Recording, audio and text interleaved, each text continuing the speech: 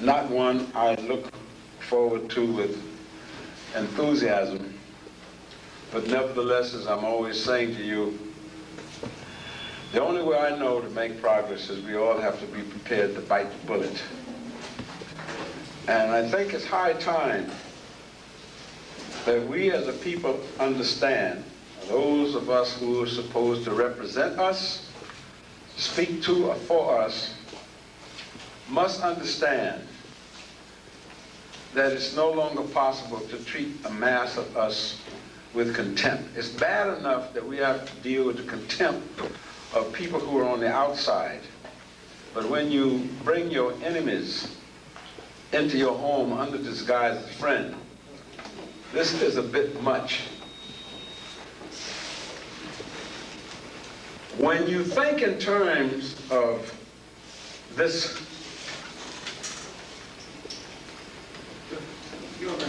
no, I can't go because I hear these things. Come up here and try to do it, please. Now, you got the thing here. I spent 3 weeks trying to get it here. Are you rolling your eyes at me for a purpose, Mr. Pitt? Yeah, your beard looks very sexy. Well, I'm hiding from my creditors, and it's done a great job. I passed 10 of them today. They didn't recognize me. And I got a lot of them out there. I always start off, for those of you who are familiar with me and my harangue, about saying that one of the things that we as a people, as I see it, most must constantly do is learn something. Is there any way where that, sometimes, is there such a thing as overkill with high tech? Yes. Am I okay now? Not quite, not quite. You're trying to get rid of that ding. Yeah, well, yeah, I hope my ears can get rid of it. Brother Pitter, maybe you should have stayed in Philadelphia. That's cold, isn't it? All right, they'll get it to justice. Listen, a little bit of levity is also something for us. But again, what I'm saying, we need constantly to be reminded of the importance of semantics and to analyze. I'm sure many of you who are crazy enough to listen to me often sort of get tired of that. Analyze, semantics. But it's been my experience, as the Stedman has said, that you had better be prepared to learn throughout life. There ain't no way you can spend no 8, 12, or 16 years in some place calling itself an institution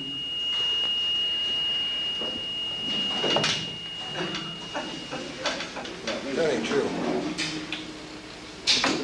No, the reason is I'm not being a primitive. It's coming right in my ears, you know.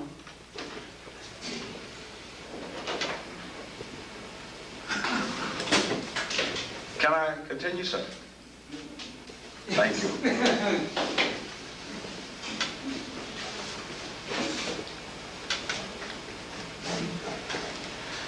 That I'm constantly saying to you, and you can edit this whichever way you want to make it make sense, Brother Leon, the importance of analysis, the importance of looking at semantics, because I'm convinced through my experience that these are two of the most dangerous enemies that we have. And the other thing is that even though you may spend 10, 12, 15, or 20 years in a so-called institution of formal education, even assuming that you learn something of value, you have only begun to scratch the surface. Education, real education, meaningful education, comes as a result of a lifetime experience. The term scholar is bruited about too casually, cavalierly. Most of the folks who have the title and like to hang by couldn't be a scholar any more than a bull can be trusted to be alone inside of a crowded china shop. As a matter of fact, there are bulls who have been known to carry their own china shops with them. And there are scholars who carry their ignorance with them. You can't help it.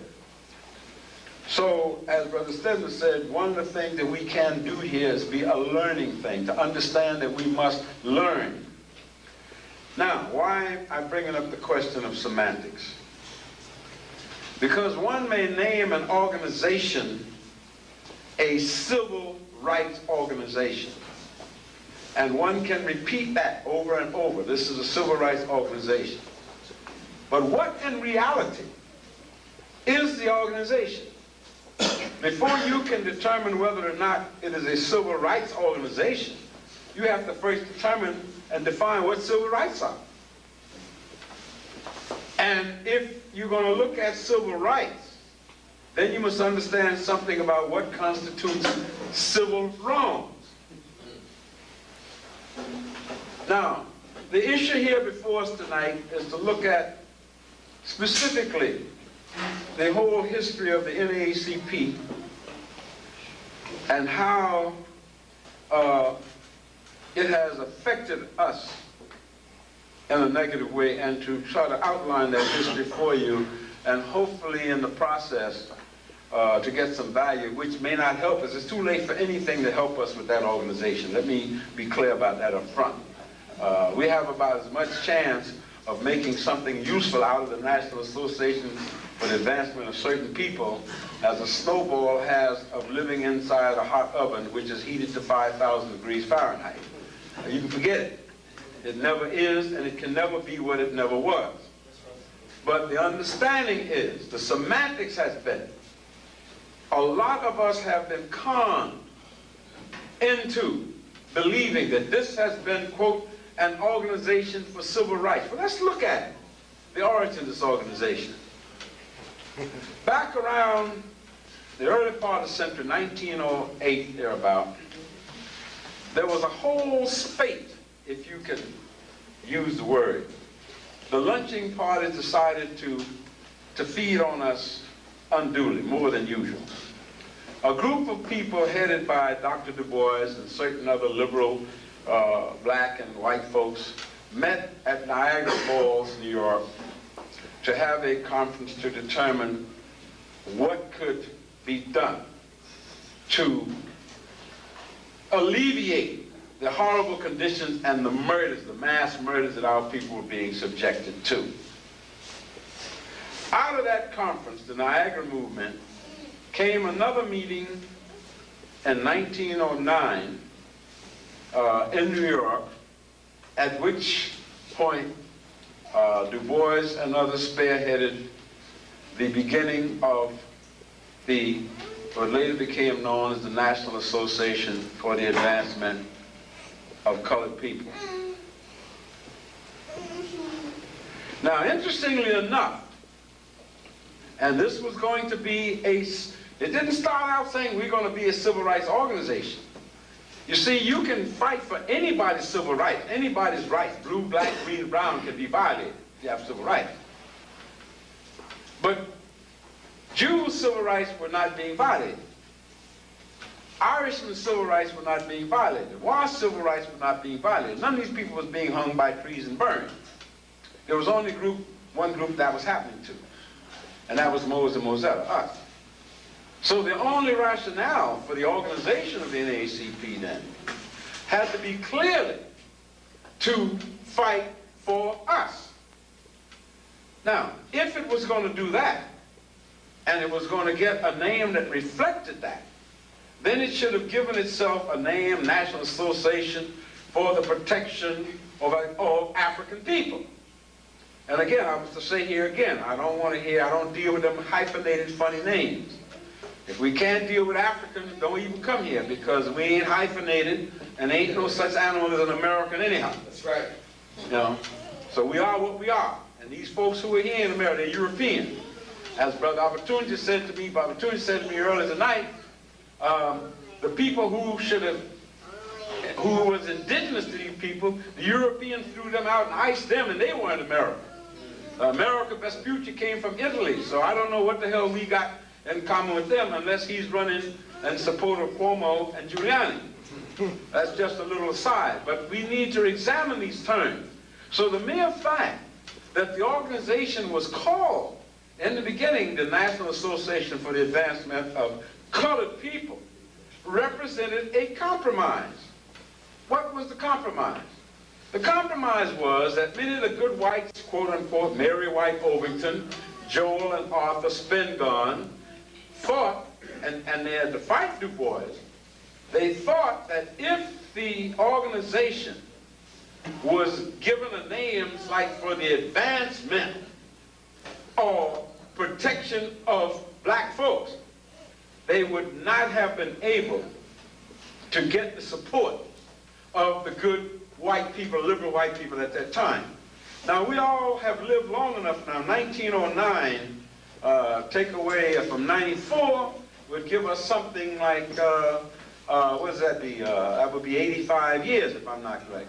So, you've 85 years down the pipe, we have a chance to look at this and say, what has happened? In other words, any organization that's supposed to represent you should be held up to an examination periodically to give an accounting of what and how it has done. If we don't demand it, it'll continue doing whatever it is that it does. But it's very interesting. From the beginning of the organization, as mild as it was, there were those people who decided that it was not in the interest of certain powers that be that we have any kind of organization that would be dedicated to the support and the protection, advancing the rights of African people. The argument started at the formation. What are you going to call it? Arthur and Joel Spingarn with their, and Oswald Garrison Billett and their allies overpowered Du Bois. So from the get-go, the trend of the organization was always on the side of the Caucasians. Even that was too much for many people as a result of the fact, and I hate to do this to y'all who think we got all them other friends out there, particularly those of a certain persuasion. The publisher of the New York Times, the August New York Times, even in 1909, the quote newspaper of record, very fair-minded, one Mr. Adolf Ochs, O-C-H-S, and Ochs is, in German really means just what it sounds like, an ox. German Jewish, gentleman Jewish section out of Tennessee, wrote, he was the publisher, and here's what he wrote in that paper at the first meeting to formulate the organization. I don't think Brother Louis Farrakhan was even a gleam in his granddaddy's eyes in 1909. Allow me to give you the documentation.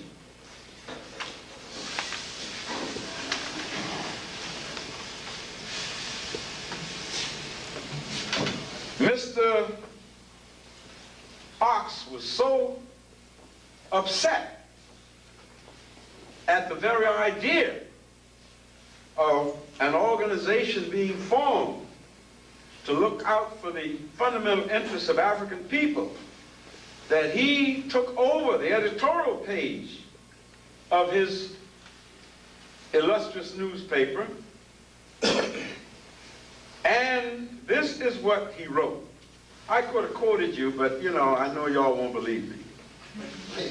Page 170, 171, because we have all these good white friends out there. And listen to this. Thank you. On April 27, 1908, a group that included Oswald Garrison Billett, George Wallington, James Russell, Mary White Ovington, the Rabbi Stephen Wise, and Du Bois. They sat down on the 27th of April, and they met for dinner in a restaurant on Fulton Street to discuss the economic relationships of the races in New York City. Notice of the meeting had been sent to the newspapers. a Hearst reporter appeared and wrote a lurid account of the biracial gathering, suggesting that, and I quote, cold black colored men were leering at white women and forcing their attentions upon them. So the ogre of sex is not too far from these folks' heads. I don't know, they must have a problem with their sexual prowess or their sense of it, all right? And the whole meeting was portrayed, quote, as a movement for social equality instead of for civic betterment. Now notice here already we have the problem. White folks telling us what's good for us and what we can and cannot do. And then comes the great, powerful Mr. Ock. The result was a torrent of abuse from newspapers. Some things don't change, do they? All over the country. What could they have done if they had had radio and television? They could have lynched the whole black community in the United States at one time. Right? Mary White Ovington's mail, white lady, was filled for weeks with letters of obscene vilification, including calling her whores for the niggas, and I'm quoting. Something about these folks are obsessed with sex, you know, must have a problem with that. And now, here comes Mr. Adolph Ox, one of our Jewish friends and supporters, publisher of the New York Times, and here's what Mr. Ox wrote, signed by his signature. Quote, this particular banquet, we think, provoking as it must, the public disgust and indignation, will serve to call the attention of the community to certain forces of evil that have been rather actively at work of late. Ox believed that, quote, the odious exhibition would produce a powerful reaction that would, quote, check and destroy such assaults as these people are making on racial purity. This is not Adolf Hitler talking, y'all. This is American Jewish gentleman. Talking about what? We are a threat to racial purity. This is 1908, dig the year. 23 years later, a gentleman by the name of Adolf Hitler came to power in Germany. And the first thing he said in his strategy was what? Jews are a threat to what? Racial purity. Now that would also have included Adolf Ox, if Hitler could have got, the Nazis could have got their hands on it. Proof some people don't learn from history. It means we shouldn't expect them to learn. Now,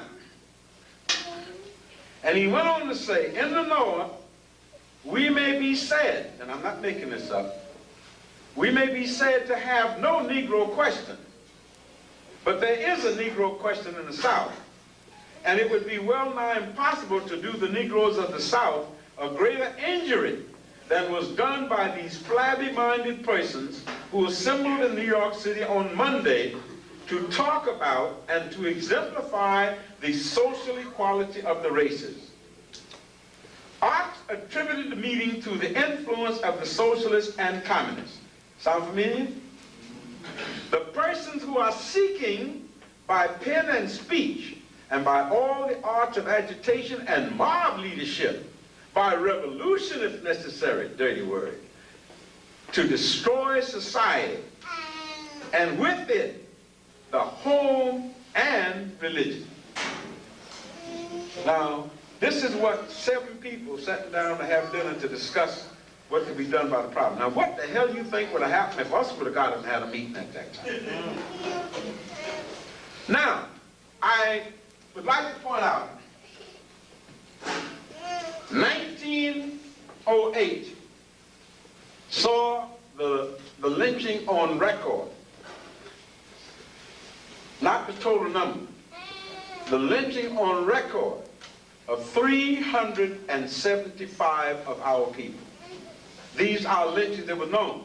That doesn't mean that's the total number of lynchings. Throughout the South where I was, there were any number, if you could count the number of black folks who left home to go to work one morning, whatnot, and completely disappeared and somebody said the last time I saw him or her talking was with this or that white man or white woman, and suddenly you didn't see them anymore. 10, 20 years later, somebody out doing lumber in a bog would find a skeleton or something where somebody threw somebody over in a cypress swamp, and you had nothing now but the remains of a skeleton. Now, I want to stress here and digress for a moment to point something out to you, because the game plan still goes on. The other thing I'm always saying to you, you've got to connect everything to everything. One of the things that is being stated through the media now, the modern version of Mr. Ox, has to do with the trial of O.J. Simpson in Los Angeles. And I don't care what you think about Simpson, because it's not about Simpson, it's about all of us. That's right. And you forget that. You don't have to like the man, but he's about all of us. Because what they do to him would be used as a model for us, and what is being done to him has been done for other people. Now let me give you an example. They're saying, oh, he's playing the race card. We didn't invent lynching. Farrakhan didn't invent murdering us. None of that can live on our step. If you do anything to try to ameliorate it, you are playing the race card. And the civil rights people immediately says, oh no, we do not wish to play the race card. That's so terrible, so we can't use that tactic. Now, when you try to come to grips with anything in this system, you find there are always 30,000 reasons why you can't grab smoke. Of those amount of black folks who were lynched, 87 of them were women, including one 15-year-old girl. And I repeat this to you because there may be some people who've not attended any of my lecture before, but you need to understand this. The concept of sexual inferiority, which really the background is so deeply embedded in the Caucasian conscience, particularly Caucasian male conscience, his fear of not being able to compete sexually with the African male, is proven, if proof be needed. Of all the people I've talked to, and I spent some years doing research on two things: blacks who have been exploited and railroaded, chain gang, and killings and mutilations of lynch mob victims. What I have found in over 25 years of looking and talking to people and children and family of people who were lynched is this. I may have said it before, and those of you who heard me say before, bear with me because it bears repeating. Something we got to keep banging until it gets in our head. In no case of lynching of any black person, male or female, has ever existed where that victim was not sexually mutilated. That's right. That's right. So what I said, there's not one case on record, known case of lynching of a black person, male or female, where that black person was not sexually mutilated. No matter what was the excuse for lynching, whether the excuse for lynching the person had to do with some kind of alleged sexual offense or not.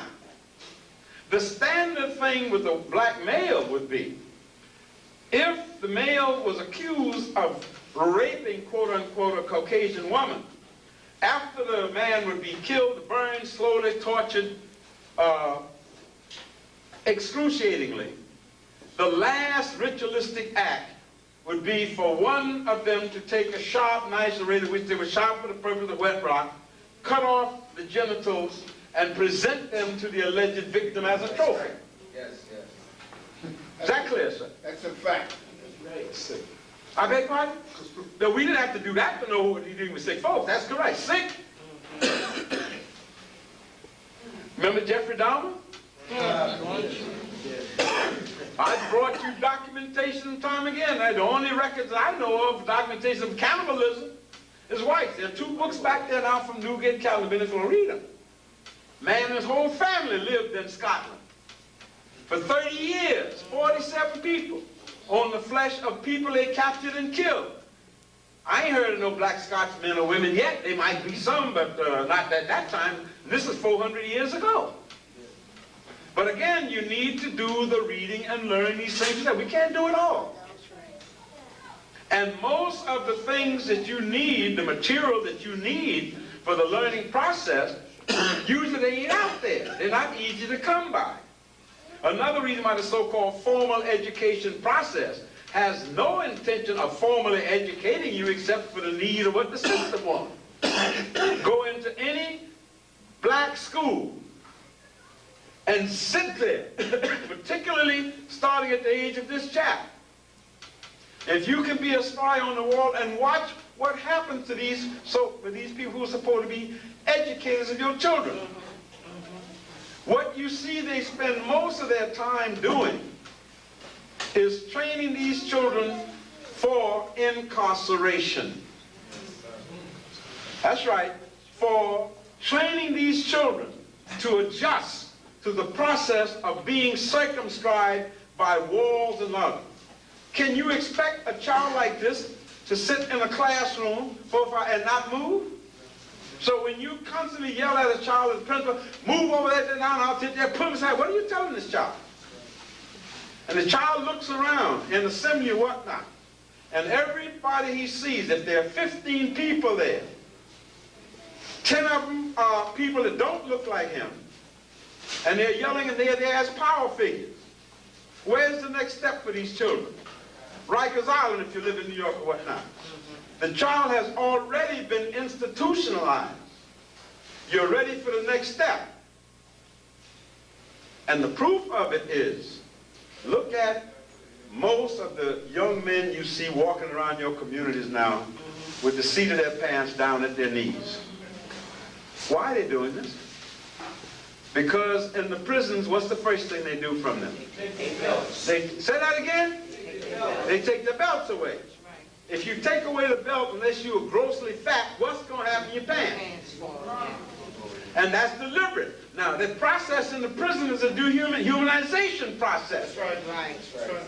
And you're walking around with your pants down. But if you've been institutionalized already, you do not see the degradation of it. And how many of us will stop one of these young men and say, hey, what you're doing, it may be an acquired characteristic, but it wasn't intended as a style to praise you. But the process can constantly go on like that famous word that you hear the kids talking, 5 sentences, and the word nigger comes out 25 times out of 27 words.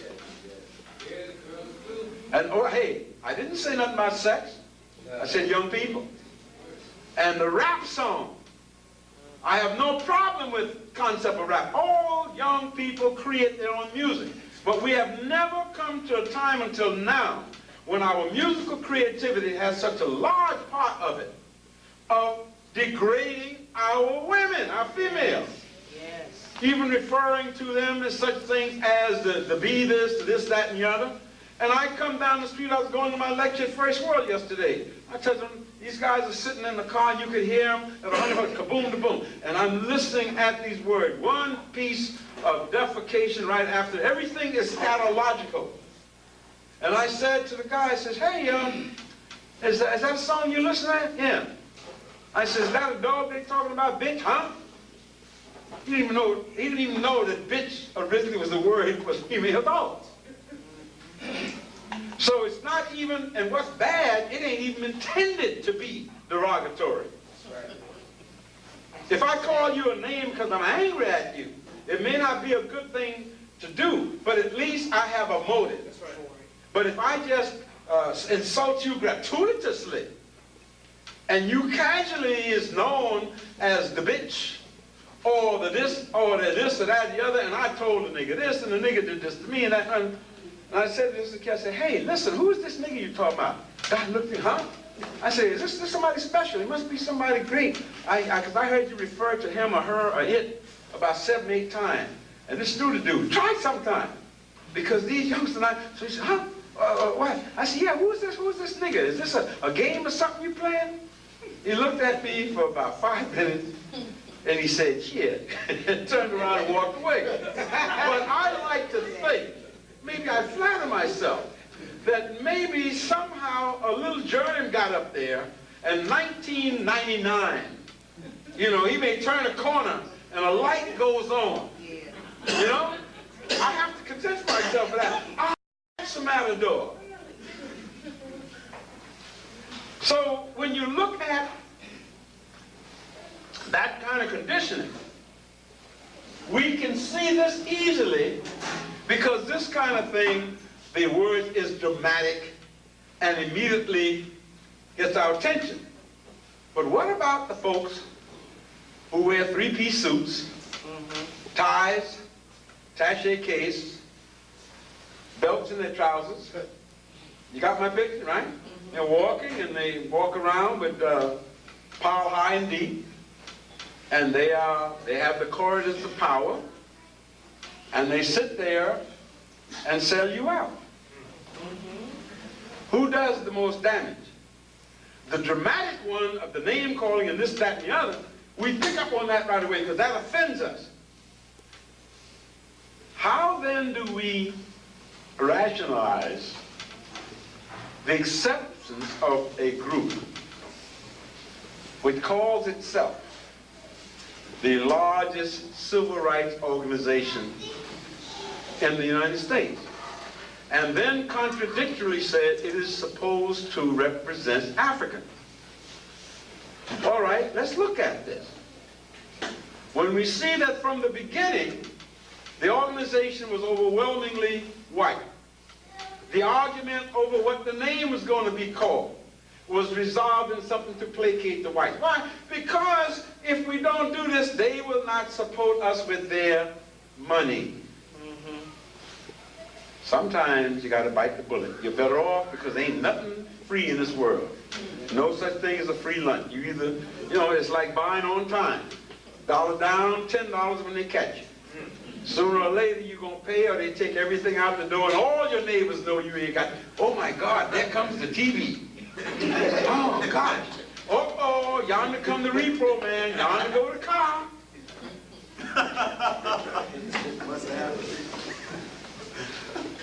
So when we look at this and you say, okay, like I said last night, the grassroots number must set our priorities.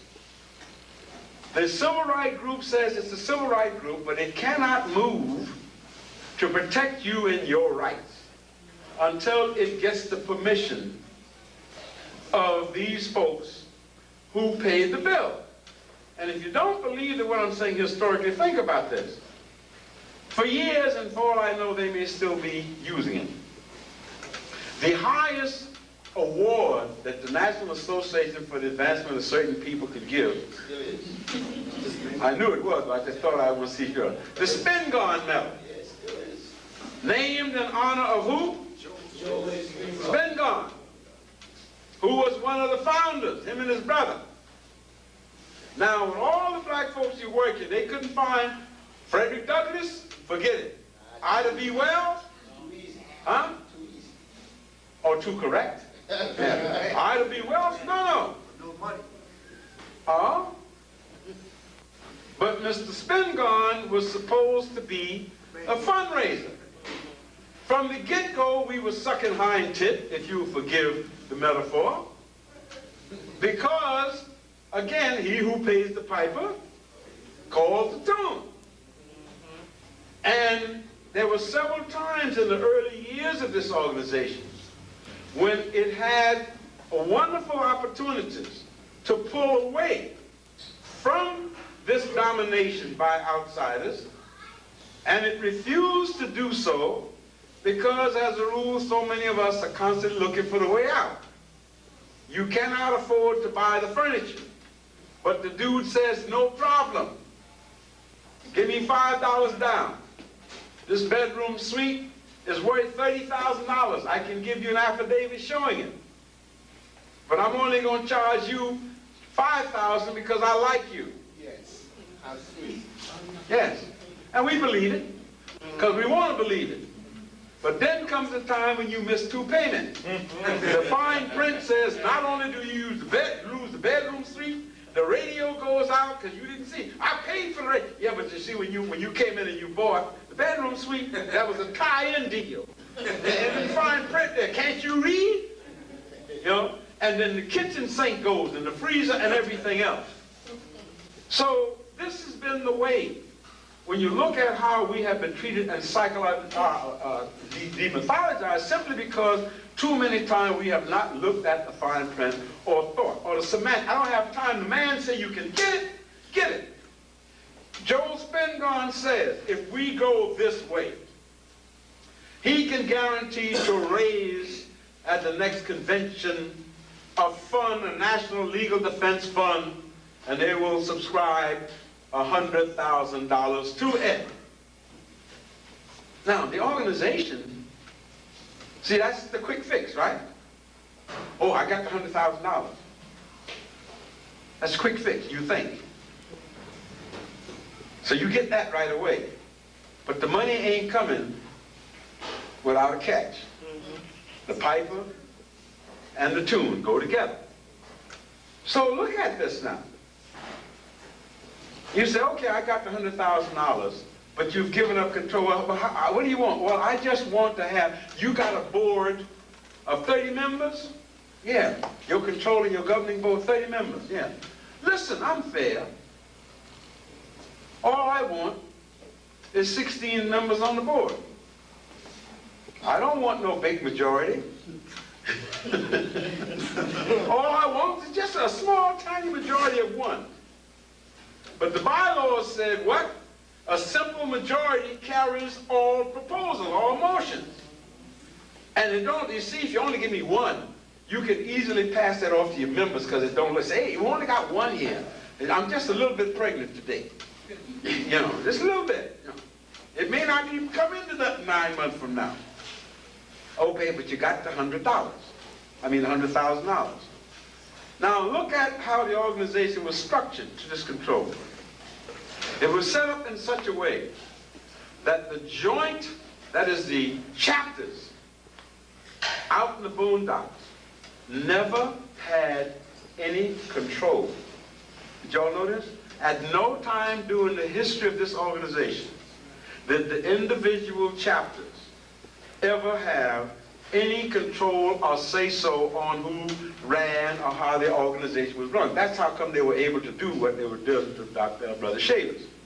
In other words, it was always Big Brother or Big Daddy knows best. The powers that be structured it that way. And this meant that any decisions would be made at national headquarters. From the beginning, anybody know, even though the New York Times, and Mr. Ox thought that they were there just to leer at the white women, the first national office the Advancement for Colored People had was on 40th Street between 6th and 5th Avenue, right across from the main library. Now you know that's a big black neighborhood there. You know that. And I don't know if you've been there lately. You know, but even today, when you see us in that area, we're walking through. Right? That's where they set up their national headquarters. They were perfectly willing to have an executive secretary. An executive secretary. Who appointed the executive secretary? The board. No, and then after each year, or after they met, the cliques met and appointed the executive secretary, and he knew who his job depended on. They then sent out the notice, cursory notice to the individual chapters. This is to inform you that Walter White has been reappointed executive secretary of the board again for, I think it's the 15th time. Now, how did these members conduct themselves? It's no secret, you may already know this. Nobody on that governing board, nobody, came from what we today would call rank and file or ordinary African people like ourselves. They all came from the would-be's, the upper class who wanted to be on top. I'm sorry? Talented 10. Oh, well, they weren't, no, listen, don't give them that much credit. They might have been a 10th, but they had no talent. I have to tell you that. There was only a couple of people in that group that had the talent. That was Du Bois and his assistant, James Weldon Johnson. The rest of them were there to serve as the figureheads and wouldn't know a talent if it would have hit them in the head crosswise and wasn't even interested in talent. What they were fundamentally interested in was socializing with European folks. They had an annual dinner every year. They would throw, well, hey, I beg your pardon? Yeah, what did you say? I didn't say it, you said it. Right? And don't bring up no issue of substance. Right? Now, and what I'm saying to you, throughout its career and up until it always discouraged active participation from its grassroots members out in the boondocks. That's part one. And they said, it was stated many times, when Du Bois, for one, this credit said, we've got to open this up. There are people out there that we don't know that need to be in here. No, because these people who are mostly peasants, they said this. They wouldn't know how to function with this. But they made no effort to bring people in. No newsletters issued. Now, the way they picked the cases, the civil rights cases, to involve themselves in, was done in exactly the same way. If somebody like some poor backwoods African person was unjustly accused of some crime, they would have their field representative in the area do a cursory exam and then say, well, we've checked into it, and there is no need to investigate this further. This person is guilty. There's enough evidence for him or her being arrested for what she was arrested for, and therefore there's no need for us to expend money. Now, if it turned out later, and in most cases it did turn out that the person had done nothing but be black in the wrong place at the wrong time, then the answer would be, when you say, why didn't you come and defend this person? This person has now been electrocuted or hung or lynched. Oh, well, we don't have the resources to be going around defending every little two-bit case there are. Let me just give you all an example, because these are times from which I was a part. They haven't been documented yet. I'm skipping a little ahead of myself, but just to give you an example of a kind of a terrible methodology that this organization used before the young blood of people like Chavis and your generation come in. In 1950s, early 50s, I may have mentioned this to you before, but it bears repeating in connection to this lecture. A young man in Mississippi by the name of Willie McGee was arrested, charged with rape, found guilty, and sentenced to die in the electric chair. You ready? All within the span of 3 weeks. Oh yes, well, somebody, hey, that was a long time. Wait till I get to the piece de resistance. That's right. All within a purview of 3 weeks. Here is what Mr. McGee was charged with.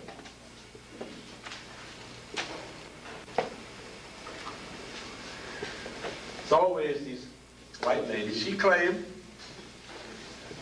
that Willie McGee climbed into her window in the middle of the night, and as the Bible said, he knew her without her permission.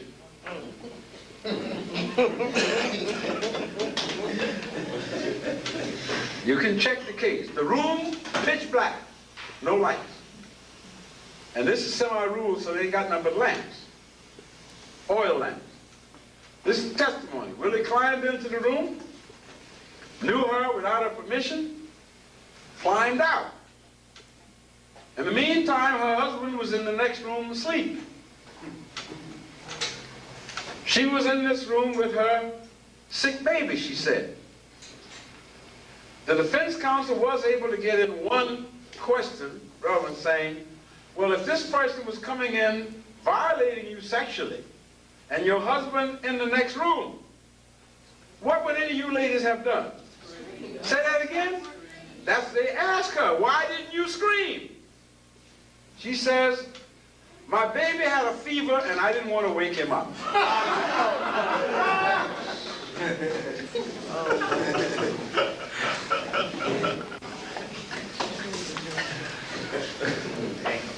You think I'm making this up? No. How did you know it was Willie McGee? It's dark. And Willie McGee was darker than anybody in this room in complexion. She said, while he was raping me, I felt his hair. Now, she'd had a problem with me because mine don't. You know, that thing was bald head. He had kinky hair. Now, you go down the road, this is 40-some years later, in Los Angeles, California, about 2,000 miles from Mississippi, here's some prosecutors going in the court asking for what? Samples of the man, because he's got African-American hair. What the hell kind of hair is African-American hair? Anybody that comes from the motherland has this hair. Right? Not just if you're born here. Like, we need several more samples. I don't know what happened to that. They ain't mentioned that in the last 2 or 3 weeks. But this is the case. That it was Willie McGee's hair. The hair told that it was him in the dark. And this man was sentenced to be electrocuted. Well, at the time, a bunch of us got involved in the case. How we got in the case, lawyers asked the NAACP that they would send down some defense. They said they had looked at the case and they found no grounds to interest themselves in the case because the evidence against Willie McGee was overwhelming. The evidence was what I just give y'all. You don't take my word for it. Go do your own research. That's right. Overwhelming evidence in the dark, hair texture, and she didn't scream because she didn't want to wake up a sick baby with a fever. And the NAACP said there was no ground for that. Now, how the hell they know? Well, this woman had X-ray eyes. And we organized, along with the Communist Party website, we organized a Willie McGee defense group.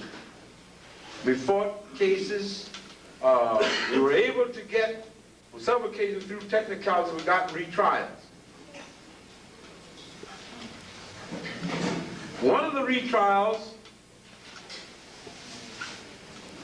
it came out, there's got to be something wrong with my folks. You know, I think it's because we were down in them slave holes ship packed together so long, we can't sit still. You know, when we're on train, we go from one car to the other.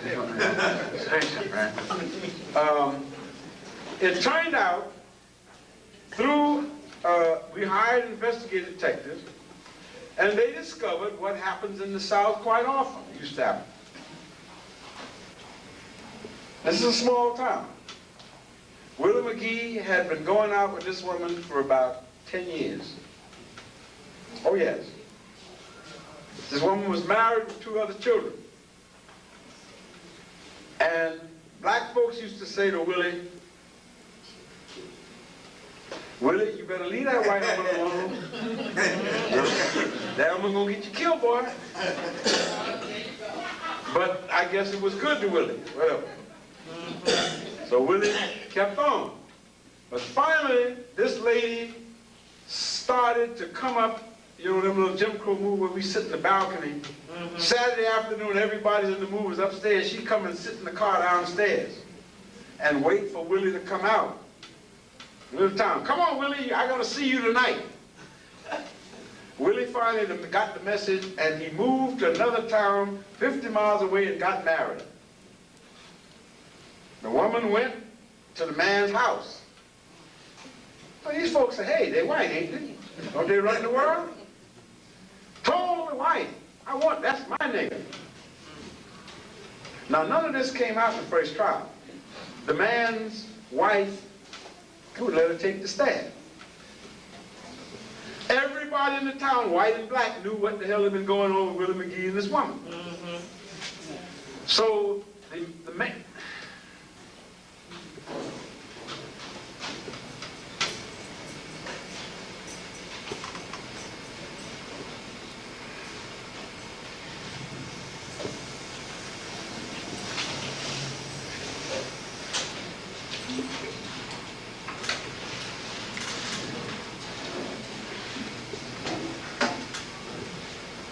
when this came out in the second trial, the judge ruled that it wasn't relevant.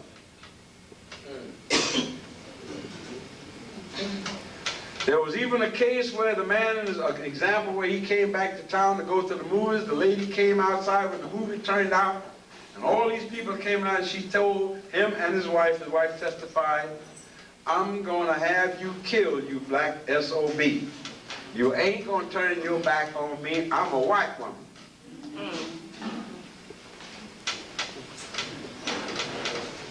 And when Willie refused to come back and do her bidding, that's when she put the charge that he had raped her. The black community knew better. The white community knew better. But this was an embarrassment, and he had to die. Nobody wanted to give him a retrial because you can't have white folks being embarrassed. Nobody, no white woman will voluntarily sleep with nobody black. So if she slept with him, it had to be rape. The press got all over it. Hang him now, try him later. When the NAACP sent its investigator to do preliminary investigating, the people we hired say, well, did the NAACP investigator come to talk to the people in the black community? No, they never came around. Now, you know how the Willie McGee Defense Committee, you know how we found this out? By the simple experience of going to the black church on Sunday morning and asking, does anybody here have any information about the Willie McGee case, and whatever you tell us will be held confidentially. Readily accessible to anybody. But they weren't interested. He got fair trial. In the end, after 4 years of appeals and being ultimately spent something like $300,000 of money picked up from the NAACP refused to give any money, contribute anything to the appeals defense. But they finally electrocuted Willie McGee. Even though the judge admitted, sure, I know he's innocent.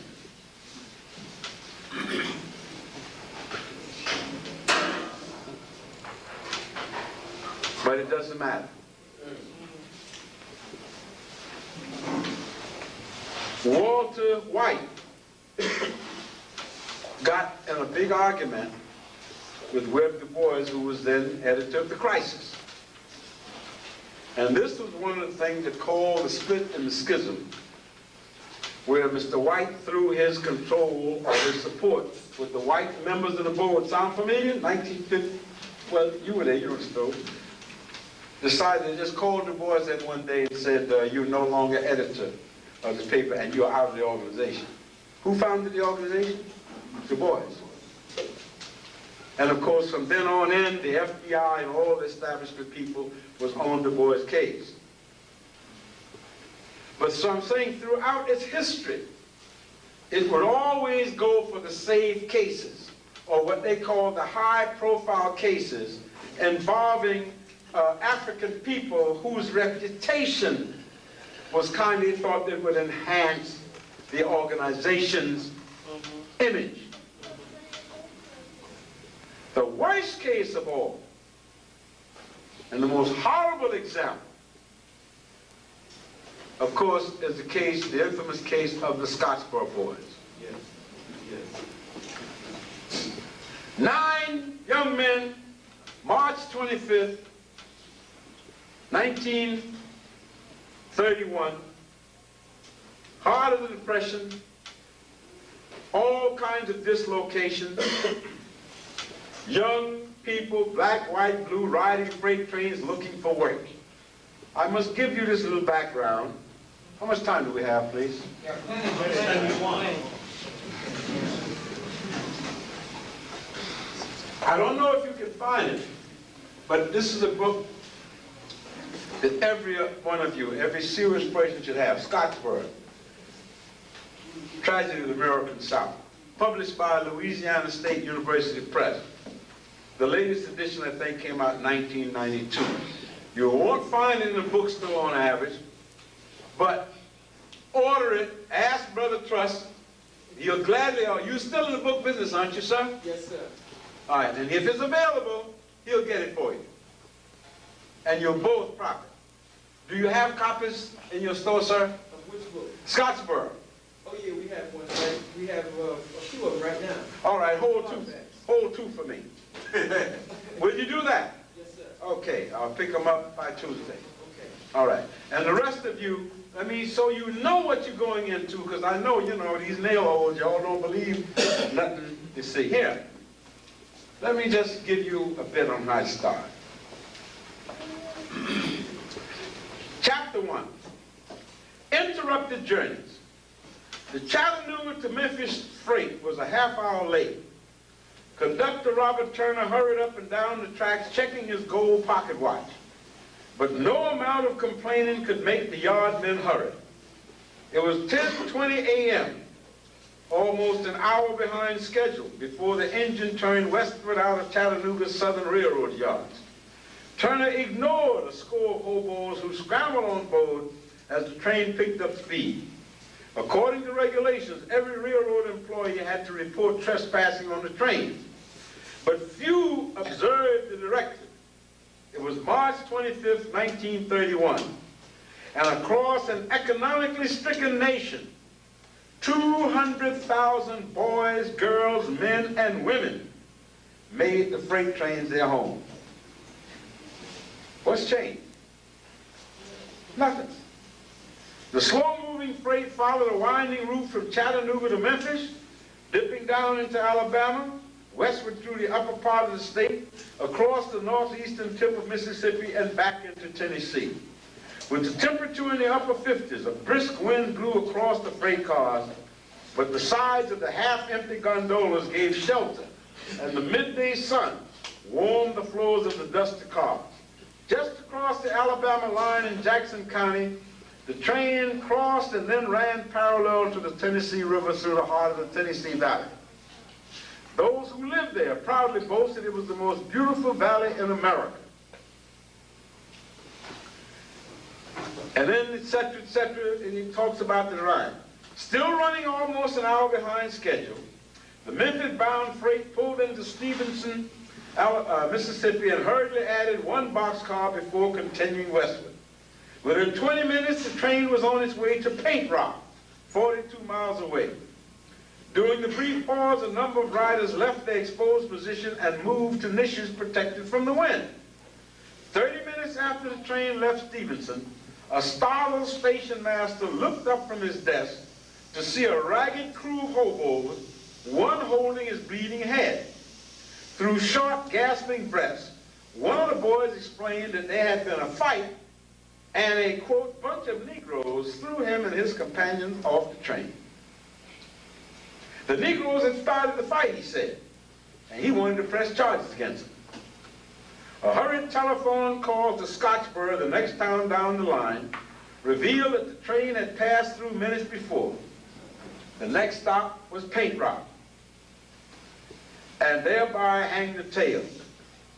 When the train got to Paint Rock, the sheriff got a deputy. After all, these crackers were beat by these blacks, so they said. And the sheriff told the guy, I want you to capture every Negro on the train and bring him to Scottsboro. And I'm giving you authority to deputize every white man you can find. Within 20 minutes, Latham had informally deputized every man in Paint Rock who owned a gun and lined the men up beside the railroad track running past the depot. They stood in the warm sun, handling their shotguns, rifles, and pistols nervously, talking in excited tones, while Latham walked up and down the track, urging them to remain calm and not shoot unless it was absolutely necessary. Now, what is this supposed to be about at this point? A fist fight between two groups of young people.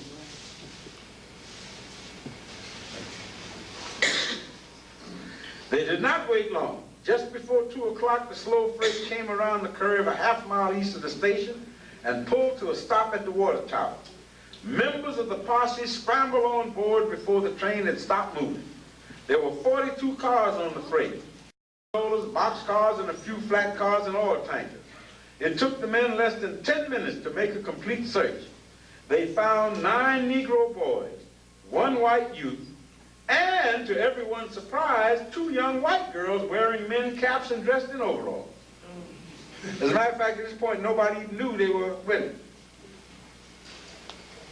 When one of the posse members first saw the girls, the older girl leaned heavily on the arm of her friend and seemed on the verge of fainting.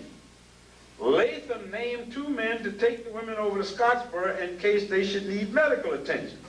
But he was too busy rounding up the Negroes to be concerned about the girls. The 9 Negro youths who stood before him were a ragged lot. Although the day had warmed up to 60 degrees, they were dressed for the cool mountain nights. Now, these are the age of these young people. At 20, Charlie Weems was the only one who was not in his teens. All the rest of these kids from 12 to 19. To Latham, Weems looked mean with his soot black complexion, unquote, right? Shaded eyelids and long, narrow face. Sound mean to me. Ozzie Powell and Clarence Norris were robust boys in their late teens, both somewhat slender, but muscular and healthy with white teeth set off against dark skin.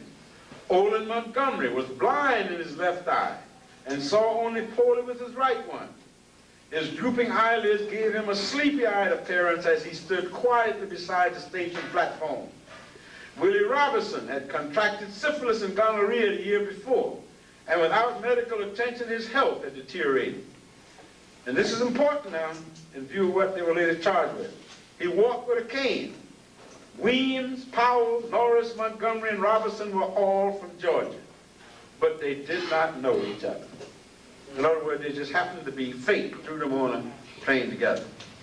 The remaining 4 told Latham they were from Chattanooga and on their way to Memphis looking for work. Hayward Patterson, 19 spokesman for the 4, reacted sullenly to Latham's question. Eugene Williams was only 13 and looked it. Short and slender with a chocolate brown complexion, he was the most handsome of the 9. Andrew and Leroy Wright were brothers, and they tried to stay close together. Andy was 19, and he reassured his 13-year-old brother. But Roy, as he was called, was frightened and couldn't hide it. While Latham tied the 9 together with a length of plow line, the 2 girls sat under a sweet gum tree and talked with several women who had gathered at the station. About 20 minutes after the train stopped, the younger girl, identifying herself as Ruby Bates of Huntsville, asked to see the deputy. 20 minutes after the time, huh? When Latham finished loading the Negro youths onto the back of an open truck, he went over to where the women stood. Ruby told Latham that she and her girlfriend, Victoria Price, had been raped by the 9 boys. Hey.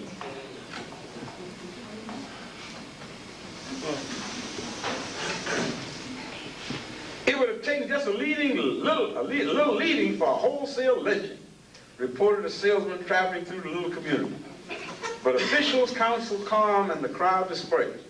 Both Ruby Bates and her companion were, quote, in such nervous condition, they volunteered little information concerning the assault. When the Negro boys and the 2 girls arrived in Scottsboro, the Jackson County seat, an hour later, Sheriff M.L. Warren sent the 2 women downstairs for examination by 2 local physicians. But he made no effort to keep the charge confidential, and news of the alleged attacks spread throughout and beyond Scottsboro within the hour. Each person retelling the story added new embellishments. By late afternoon, townspeople solemnly asserted that, quote, the black brutes had chewed off one of the tits of Ruby Bates. Oh my God. I don't know why y'all keep being surprised at these people.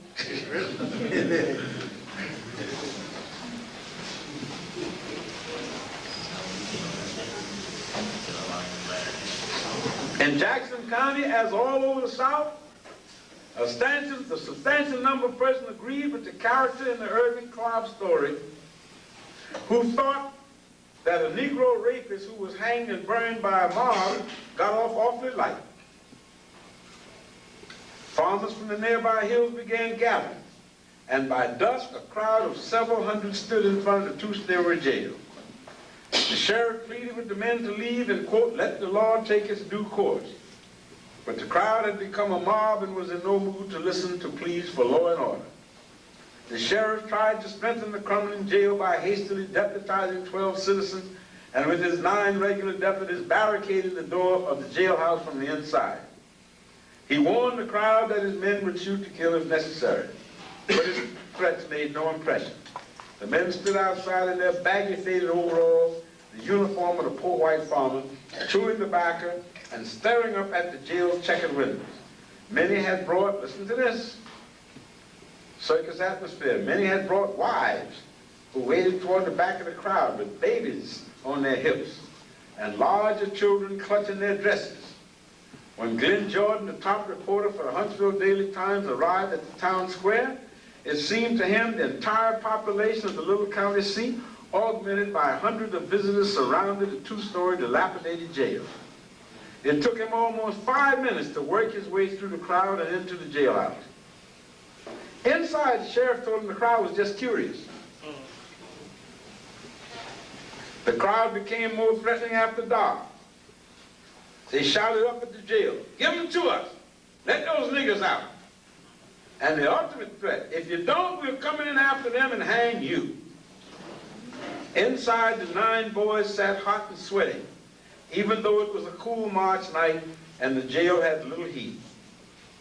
Eugene Williams and Olin Montgomery began to weep in their fear. And in spite of the tension, Hayward Patterson could not keep laughing at the way that Olin twisted his face when he cried. Mayor James David Snodgrass climbed the step of the jail and begged the crowd to go home. He asked them, quote, to, guess what, protect the good name of the city. A few moved away. Some spoke up and insisted they simply wanted to spare the county the expense of trial for the 9 niggers. By 8:30 p.m., Sheriff Warren was convinced that the mob might rush to jail at any moment, and he decided to make a run to a sturdier lockup in nearby Iwatop. 3 deputies brought their cars to the back door of the jail and then manacled the boys together in groups of 3. The 9 feebly protested, certain that this was only preparatory to a lynching. You could see the look in those deputies' faces, said Hayward, already taking some kind of credit for turning us over. As the boys waited inside the door, one of the deputies started his car and pulled a headlamp switch. The narrow alley ahead remained black, for members of the crowd had cut the wires of all 3 cars. That was enough for the sheriff of Jackson County. He hurried to his telephone and placed a long-distance call to the governor in Montgomery. And we go on in that. The governor was, of course, a charter member of the Ku Klux Klan, Governor Benjamin Meeks Miller. But in any event, this is the background. I mean, we could go on. Now, from this is what we know. They were not lynched. They took them in. They got the state guard to come out. A couple of days later, all 9 of them was tried in courthouse, and it took the jury less than 10 minutes to find all 9 of these boys from 12 to 20 guilty of murder. When the 2 women testified in court, both of them testified that all 9 of these boys, well, they took them on top of a half-cut car, which they call a gondola, loaded with rocks, slag, which was going down for bed for the railroad tracks. And here's this train, that's why I took the time to describe it. This is a beautiful spring day, people out in the field plowing and whatnot. And they said, this lady testified that these 9 boys took them. One took one arm, one took the other hand, one took one leg and spread it, one took the other leg, while the 5th one got on top and had the weight. Now this is on top of rocks, piled up, open gondola car, meandering through a country farm town, people out in the field pond. Hey y'all, is it good? And they come right. This is what they said happened to them. This is what they said happened to them. That these 9 guys took turns getting on top of them all through this slow freight train through Alabama. And one white man, a farmer who had a farm about 3 miles away, man about my age, he testified that when the train came through his land, that he was out in the field plowing, and he saw the niggas up on top raping these women. He had a phone. A what? Call who? You call anybody? Of course not, no. Saw nobody, no, he says, yeah, they were raping them. Finally, Leibowitz, who later became a judge in New York, took somebody out to, first he said he saw it. They took somebody out to where he was plowing and discovered you couldn't even see the railroad track from where he was. He still insisted he saw it, and the judge refused to allow, when Leibowitz called him a liar, the judge told the jury he knows what he saw. Leibowitz asked to have an adjournment to take the jury out to see for themselves that you couldn't see the track from there. The judge says, not relevant. That's right, not relevant. Leibowitz was able, because the dude was wearing glasses, he could see this guy was squinting. So he had him look at one of them charts. He couldn't even read the line of the big letters. Judge says, not relevant. And the final analysis, the state's attorney told the jurors, you don't need no slick-ass Jews, New York Jews, to come down here and tell us how to run things in Alabama. Yeah. Show this Jew who he is. These nigger lovers. That's the state's attorney. Now, prior, when this happened, of course this happened so fast, somebody got wind to the local field secretary in the ACP out of Montgomery. And he came. And he went through the material. Wired headquarters, the national office in New York. You might want to send somebody to look in this. It looks like it might be a case of railroading. The NAACP went to some very prominent white lawyer in Montgomery and asked him to look into it. And he reported back to them that, oh yeah, it was all clear, these boys were obviously guilty. Well, it turns out the NAACP was not really that interested in these boys anyway. But ultimately, it was at that point where the Communist Party, Mr. Richard B. Moore, who some of you have known owned the Frederick Douglass bookstore, formed the International Labor Defense, and they came in to defend these young men. They were able to get about 6 trials over the next year between 31 and 1940. The end result, that all told, these 9 boys spent 470 some years behind bars. Ultimately, one guy, of course, died in. Ultimately, the last one, Clarence Willie Norris, died in Brooklyn, sir? Yes, 10 years ago. He jumped, came to New York, married, got a job, lived right, raised a family, and about 10 years ago, he didn't want to be a fugitive anymore for a crime he didn't commit. And when Wallace was governor of Alabama, he got in touch through an intermediary, and then Wallace went to the Attorney General and said, yeah, we'll give you a full pardon because there was no evidence to convict you anyway. This is 1967, I believe. And this started in 1931. So that's 46 years. Norris lived, I think, about 2 or 3 years after. But the point in terms, now watch what happens. Some of the very pertinent case. Then the ACP decided to get back in the case. After the International Labor Defense Group had made the case an international cause célèbre. Because now, the case has some value. They can maybe use it to get some damn donations. Right. I'm not, hey, I'm telling you like it is.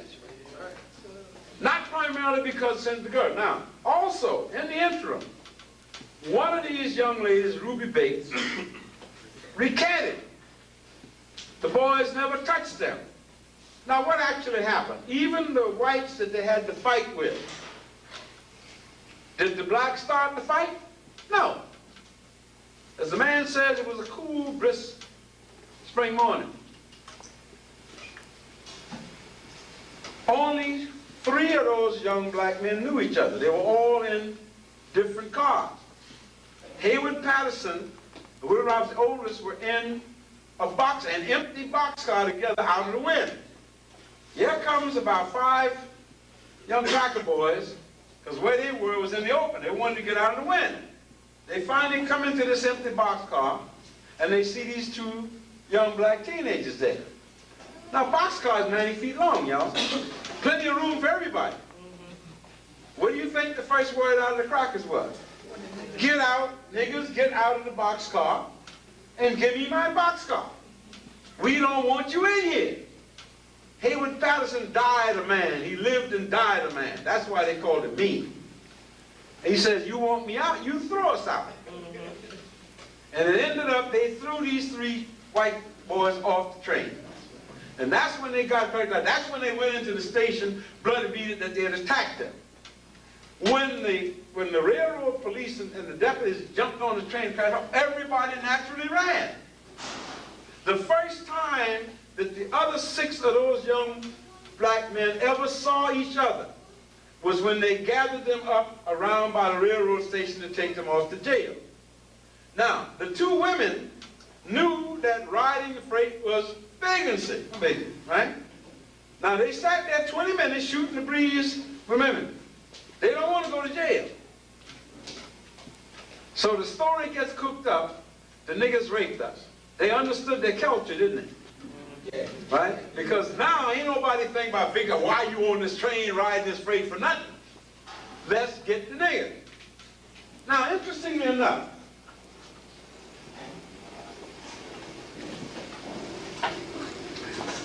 one of these young men, as I said, advanced cases of gonorrhea. When they examine these women, guess what? No gonorrhea, no signs of any kind of anything at all. Turned out these 2 girls were part-time whores. Yeah, you know, they were going to Montgomery. There was a lady called Madam X or somebody, and whenever they were a country girl, when they got short of money, they would go in and lay on their backs for a while at 10 cents a whop or a nickel, whatever the market would bear. Then they would stay there a couple of weeks and go back home to the farm. That's what they were doing on the train.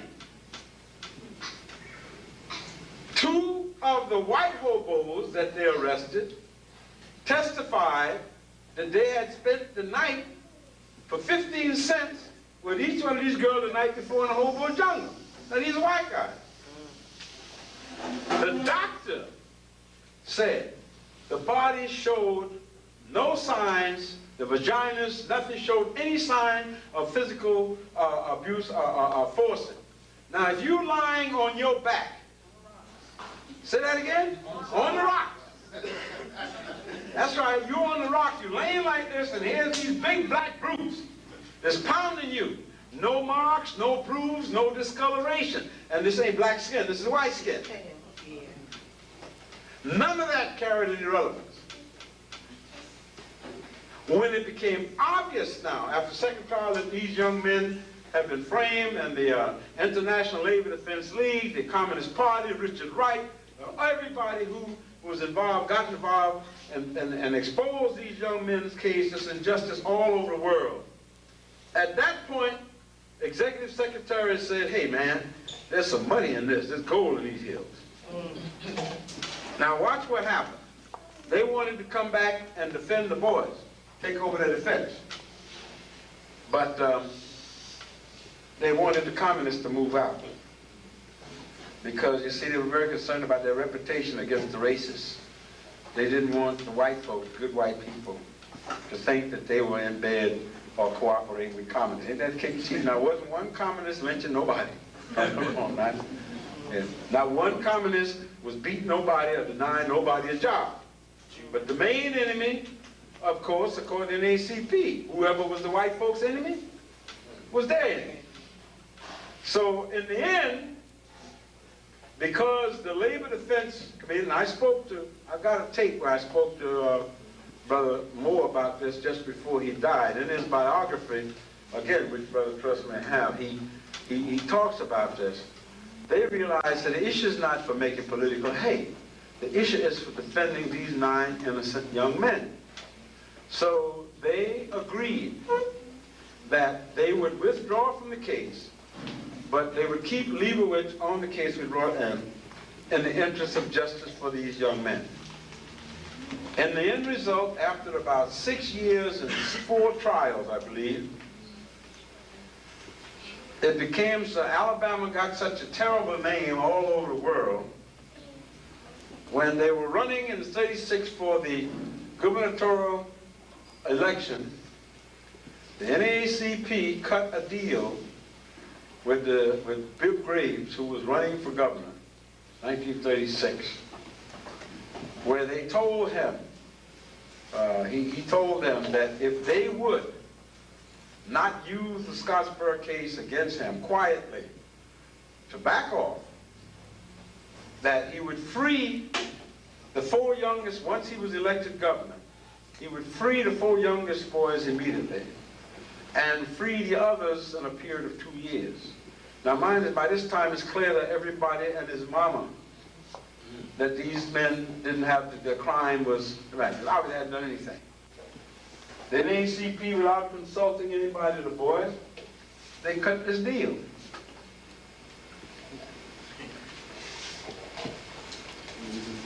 Bill Graves got elected. The boys still stayed in jail.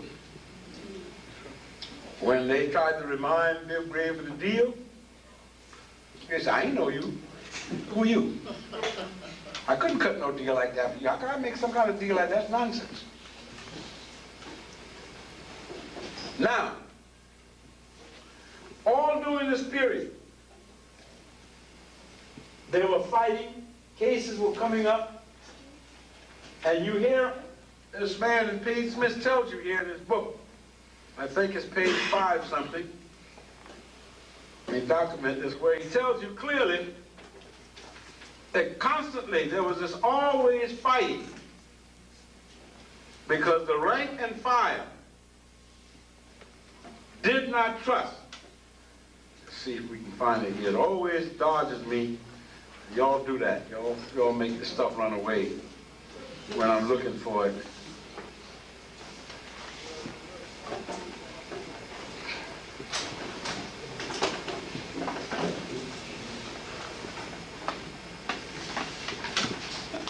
Nope, it must be in the other one.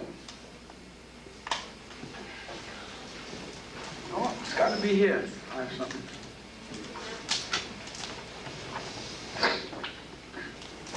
All right, come on.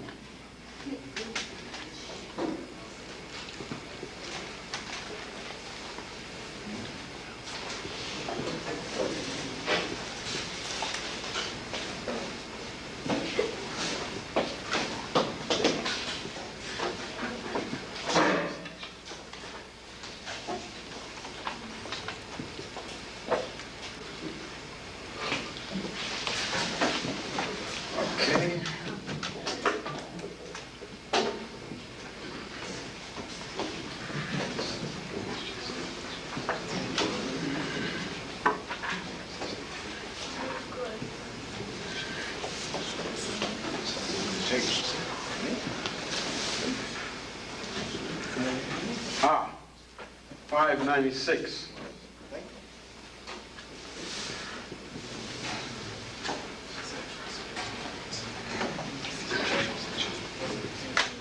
Yeah, and it may be said that the greatest accomplishment of the Communist Party of the United States, an accomplishment that perhaps compensated for its rhetoric, ideological perturbations, and its slavishly deeds to Stalin was indeed, quote, to raise the consciousness of American blacks.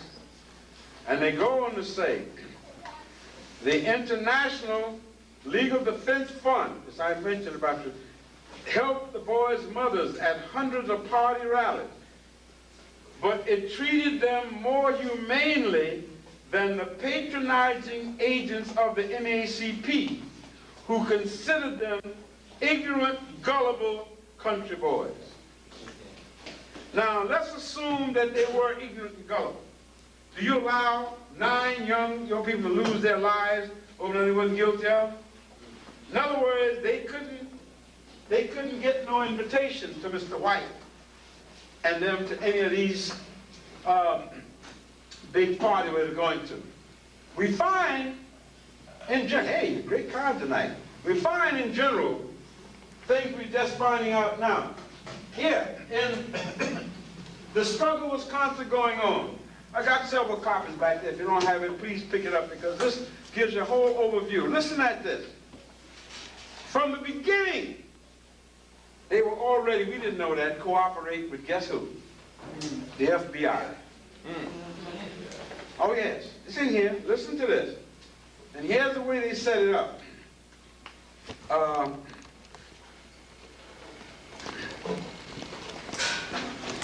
1934, the year of Martin Luther King's baptism and Reverend King's trip to Europe, the NAACP split asunder in an ugly public controversy that revealed once again the trick mirrors around the issues of race and racial identity, where perspectives were so central as to affect vision itself. At the center, as usual, was W.E.B. Du Bois, a founder of the NAACP and editor for 24 years of its magazine, The Crisis.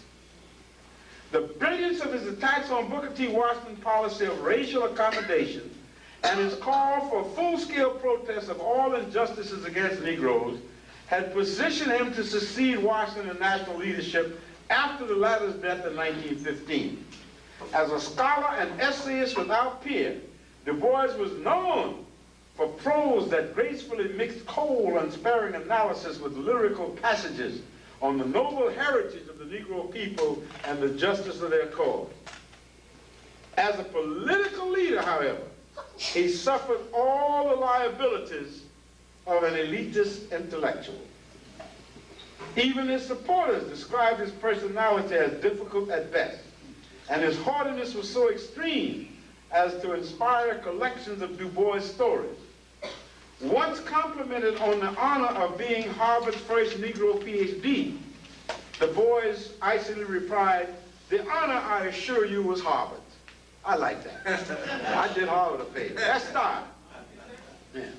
Yeah, big deal. I'm the first black graduate. Here's Harvard. A variety of frustration had swelled within Du Bois during the 1920s. And during the Depression, he had come to focus most of his wrath upon his nominal boss, Walter White. Since witnessing the 1906 Atlanta race riot as a frightened teenager, White had gone on to become a famous investigative reporter of lynching, using his light complexion to infiltrate lynching areas in the guise of a white journalist. A gifted publicist and lobbyist who called several Supreme Court justices and more than a score of U.S. senators by their first name. How about that? White was as vain as Du Bois and made no secret of his belief that Du Bois was too eccentric to play a constructive role in the NAACP's new drive for legislation against lynching and Jim Crow. Now, you already had the Constitution, didn't you? Mm-hmm. But you're going for more legislation. If the Constitution, the basic law, didn't do it, would guarantee you're right. What the hell was more legislation going to do? Huh? Du Bois thought, though ever more dependent upon White and the NAACP as the circulation of the crisis fell steadily, refused to promote the NAACP's programs in the magazine. He considered the programs mundane, and he made matters worse by commenting that white had no brains. I will repeat that because I don't want you to miss that. All right? Now watch this. This is, you're supposed to be fighting to get our rights in humanity. And this is the kind of garbage, actually bullshit. You know, right? He considered the NAC programs mundane, the boys, and he made matters worse by commenting that white had no brain. In 1902, White brought the showdown nearer by hiring a young man named Roy Wilkins to control Du Bois within the New York NAACP office. Now what the hell is going on in this period? This is the era of the trial of these 9 Scotchboro boys. Think of this. Think about this. I want you to take a moment, think about it. Yeah, you got 9 innocent boys that are being railroaded. You're going to break your butt. But if you do it one time, you'll never have to do it again, will you?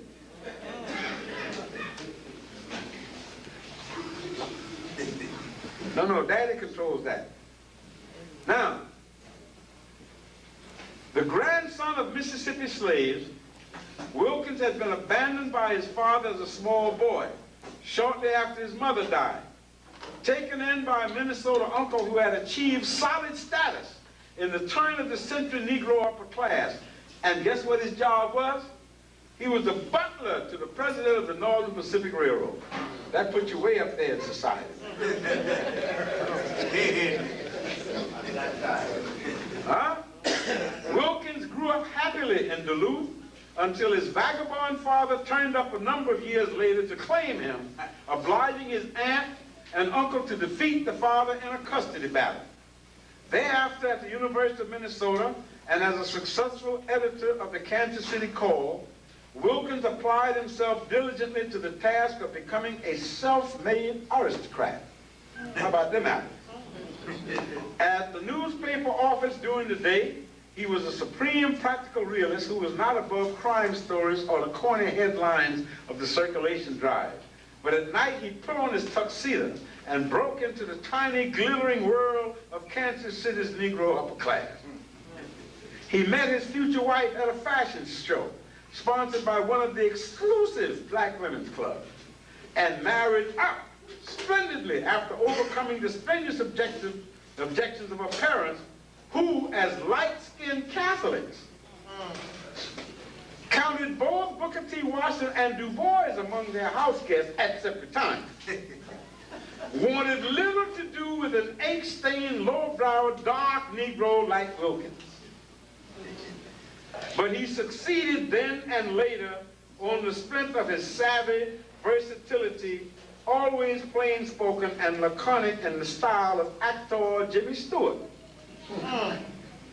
He measured political choices by the standards of the common man, conceiving of the NAACP's goal as the achievement of ordinary fair play between the races. Isn't that a wonderful philosophy? Man is hanging you, cutting off your testicles, cutting babies out of your stomach. And he said the issue here is ordinary fair play. But they wasn't cutting off his testicles. Oh, not yet. They had 10, right? Unflappable. He could speak of the cards we have to play in the middle of a riot. He would devote his life to the NAACP. But when the call came from New York, he also was powerfully attracted by the idea of getting into an apartment at 409 Edgecombe Avenue, which he knew all the way from Kansas City as, quote, the finest address in Harlem. Sugar Hill, that's right. And that's how you're going to defend our rights, right? 409 Edgecombe. God help us. In New York, Wilkins swiftly recommended a number of changes, all of which angered Du Bois. And he thought that would turn the crisis into a mass magazine capable of supporting itself financially. The first contribution out of Wilkins' own typewriter was a sports story about Negro track stars. We're talking 1932 here. 3 times the state of Alabama has already condemned 9 innocent black kids died, whatnot, and he's writing what? The Crisis has always been a magazine of protest, and he comes up with a sports story on Negro track stars. And what Du Bois did, he allowed it to run tucked among the most terrible literary and sociological thinkers of the race. After that, Du Bois tried to isolate Wilkins the magazine, looking upon him with utmost condescension as a newspaperman, an obvious bureaucratic ally of Walter White. Wilkins was obliged to create his own role as a publicist. In his first major campaign after Will Rogers used the word nigger 4 times in his premier radio broadcast over the NBC network, Wilkins orchestrated, playing the race card, Wilkins orchestrated the bombardment of protest telegrams directed at Rogers, NBC, and Gulf Oil, the program sponsor. They eventually backed down, and Wilkins said he won a victory. Will Rogers switched to using the term darky instead of nigger, and Wilkins declared that he had won a victory. All right? Now watch, this is what happens to those of us who fight the good fight, or try to. By 1934, Du Bois had come to a rather bitter turn. What were we talking about earlier relevant to Dr. Clark? Brother Leon, listen to this. By 1934, Du Bois had come to a rather bitter turn. His fame did not change the fact that he was 66 years old with no savings and being overtaken by younger, more practical men. In addition to these problems, he faced his own growing pessimism, telling himself that the South was just as segregated, and the North more so, than they had been before he and the NAACP started their work. Such thoughts boiled up into his shattering editorial for the January 1934 crisis, in which he turned the entire NAACP philosophy on its head. Negroes should face the fact that they would die segregated, he declared, in spite of all justice and their best efforts. Therefore, to hate segregation was inevitably to hate themselves, and it would be far better to embrace voluntary segregation in schools, colleges, businesses, both for reasons of psychic well-being and to build concentrated strength among themselves for later fights. And this was like the Ben Chavis of his time. This editorial touched off a storm not only within the NAACP, but throughout the Negro press. Du Bois received very little support, as you might have expected, as even his long-standing admirers believed his comments would bolster the old white racist argument that Negroes fared better under segregation. His bureaucratic enemies within the NAACP denounced him for the heresy of proposing to embrace Jim Crow. That's not what he was embracing. He's talking about self-reliance, which is now Garvey. Now, it took him that time. He helped destroy Garvey, but now he had to come to the same conclusion. Logic is inevitable, y'all. No place to hide. All right? Same period. All right? Thank you. Roy Wilkins, even 45 years later, after Du Bois' reputation was revived by the Black Power movement, would always attribute the shocking editorial to childish frustration. That's how much he understood, right? That's right. Childish frustration. How can a 66-year-old man be childish? Childish frustration.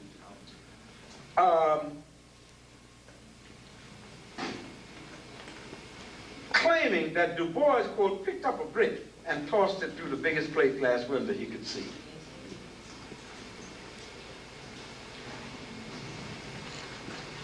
A scholar who knew and admired Du Bois would find evidence that his real motive was to say something good about black colleges so that his friend John Hope would be able to hire him back at Atlanta University. But Du Bois had burned his bridges, Washington and all, but you got to admit one thing. He stuck to his guns, and he paid the price.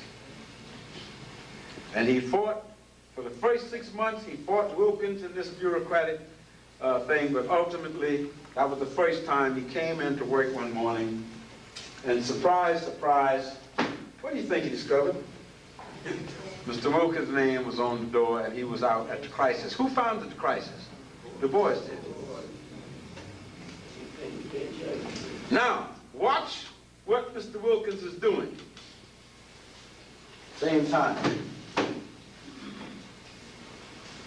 Let me take you, some of you may have this book. If you don't, get it. Black Americans in the FBI Files.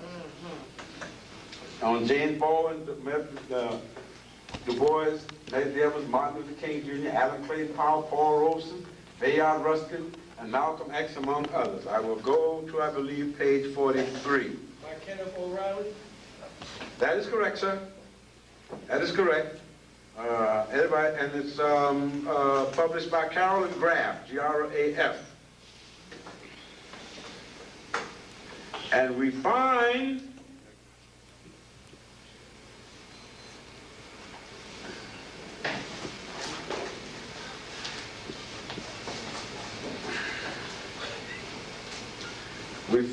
that Mr. Hoover, Mr. Wilkins, along with Joel Spingarn, yep, Arthur's brother, yep, sorry about that.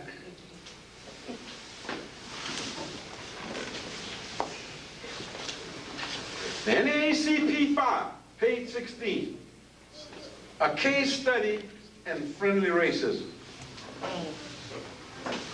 Of all the dossiers J. Edgar Hoover gathered on various groups, the FBI file on the NAACP most clearly demonstrates these paradoxes, contradictions, and ironies without obscuring the larger themes. Now here are these people falling over backwards to prove that they ain't leftists or they ain't nothing. But Mr. Hoover says, if it's black, it looks like niggas to me. All right? The file was opened on August 21st, 1923, when Walter White and Arthur Spingarn met in New York with Bureau agent James E. Amos to, quote, discuss the great Negro unrest in this country. Now guess who James E. Amos was? A black dude. Yeah, the first undercover black FBI agent that we know about. With the NAACP men, listen to this is Spingarn and White, particularly interested in the lynching and burning of Negroes, Amos summarized their position in a report to his superiors in Washington, D.C. And here's what he said about Spingarn and White. Quote, they are doing all in their power to prevent radicalism among the Negroes. Not surprising, the Bureau and its men had a different agenda. Formerly Theodore Roosevelt's valet and a Burns detective agency operative, Amos, a black man, had joined the Bureau in 1921, and guess why they hired him? To work on the Marcus Garvey case. It all gets connected to it. And other, quote, Negro radical activities. Cases receiving his shield from Hoover himself.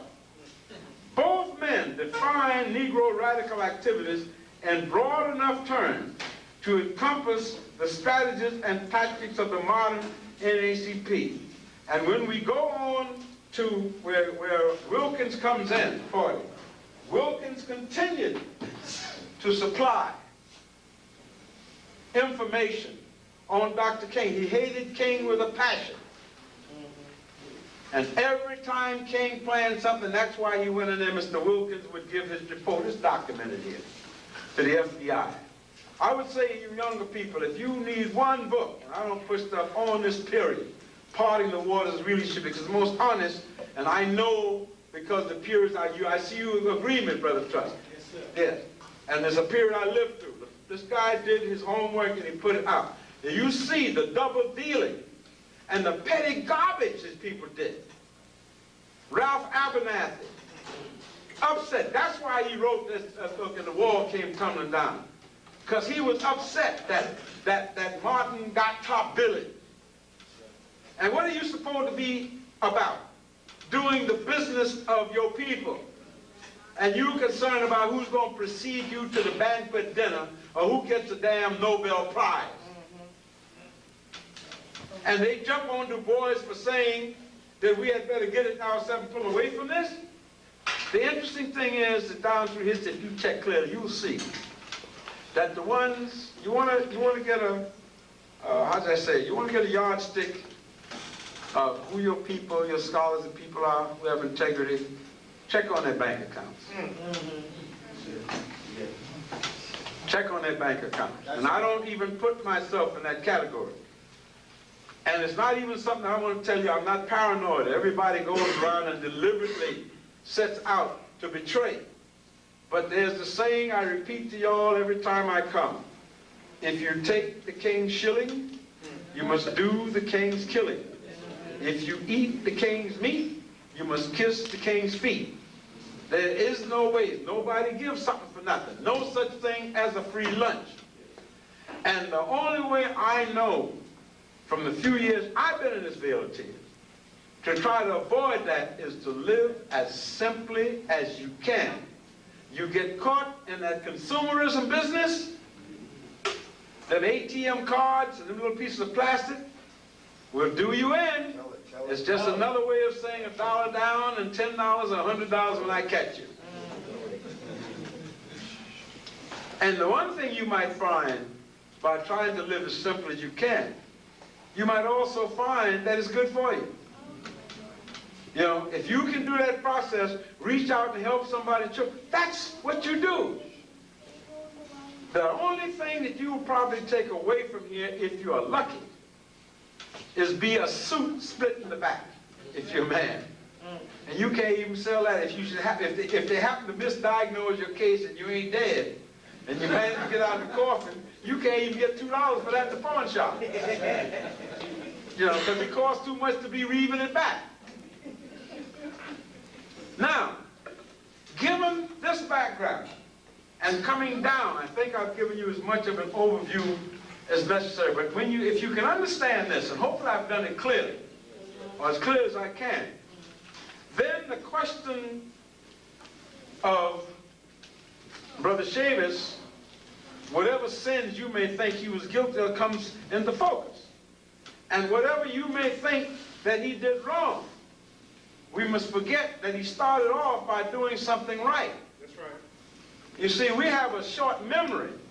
Remember the Wilmington 10. They don't even mention that when they talk about this brother. This brother them spent how much years? Years in jail for crime, just like the Scottsboro boy. The only difference was it wasn't rape. They were accused of who? Of plotting to overthrow this government and force and violence. Who was feeding a whole lot of the stuff to the authorities? The same folks that are sitting up on the board.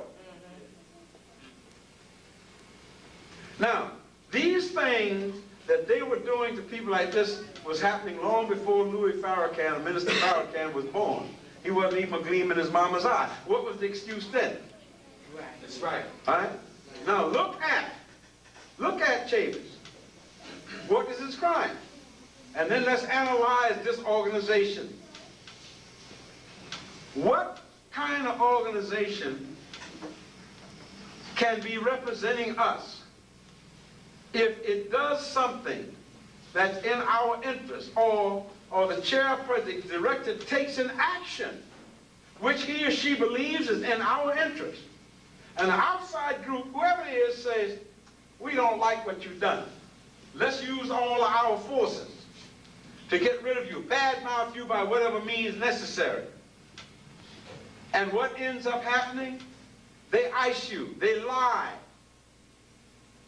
The media does its job, and now Ben Chavis can't even buy a mention. Now, the lie. I follow this closely. I got all the documentation.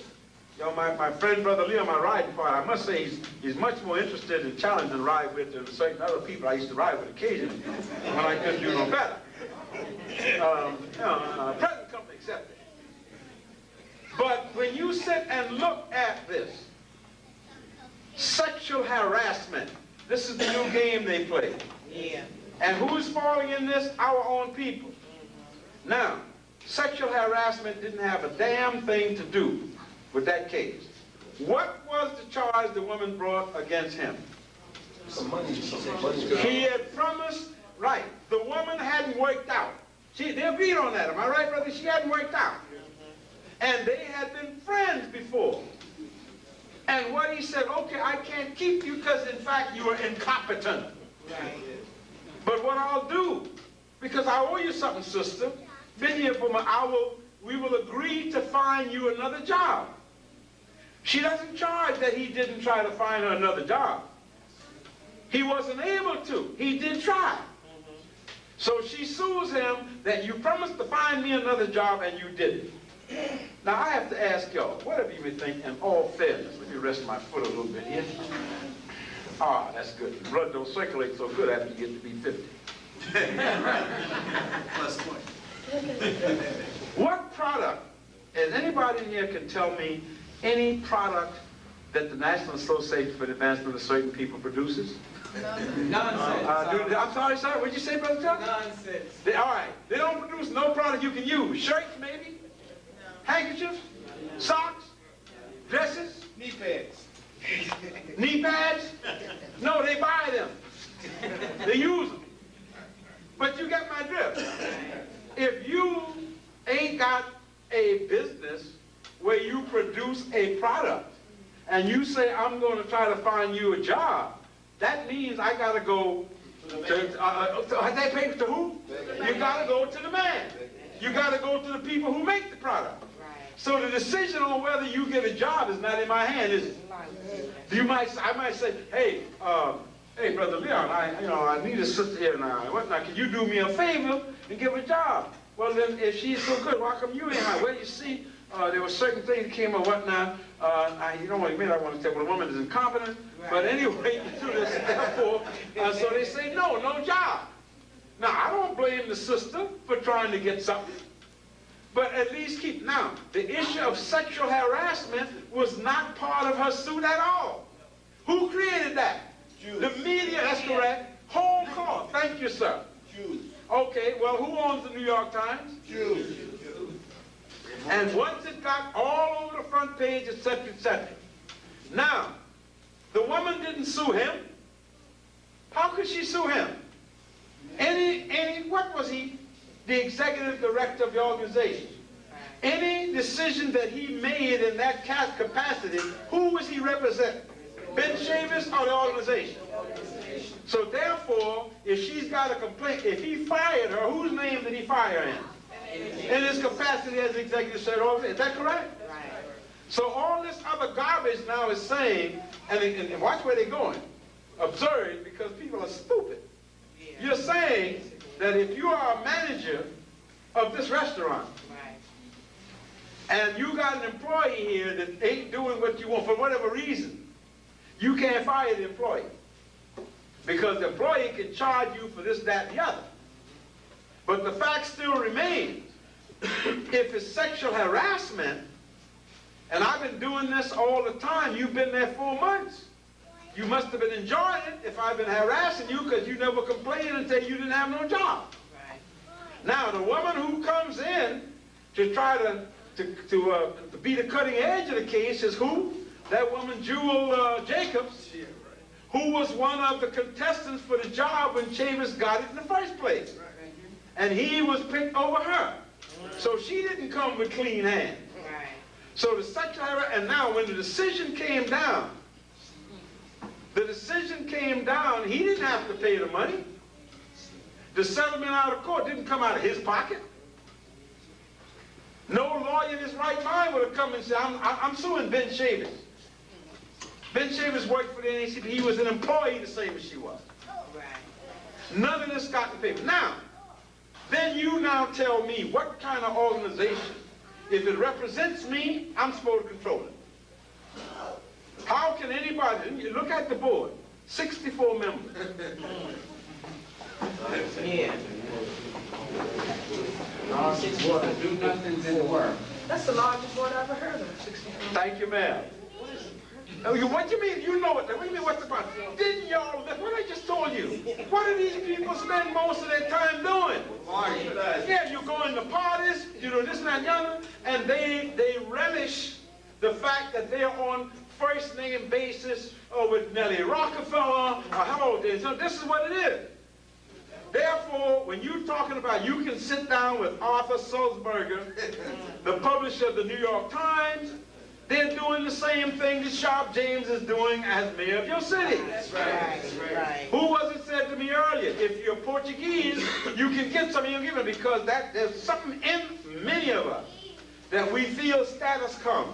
We're putting everybody and his brother and sister ahead of our own. Right. But when the chips fall down, we don't have nobody to turn back on but ourselves. That's right. So you got a board of 64 members. The majority of them are supposed to be black.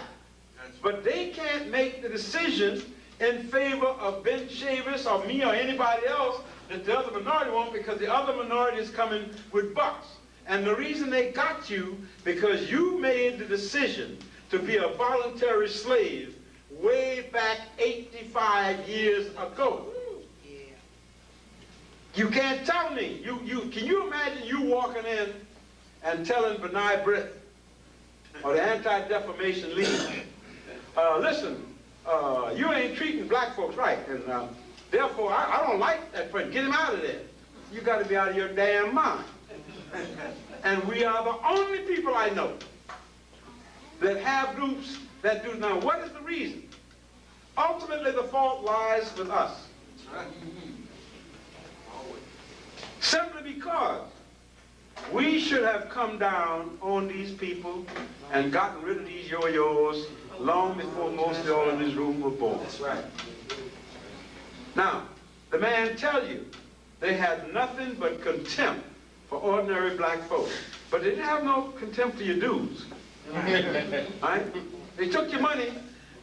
Nobody ever asked you about. Let me tell you one of the things that happened to them contemptible country people. Teach you, brother. And this is what, how come SCLC grew so fast, the real reason.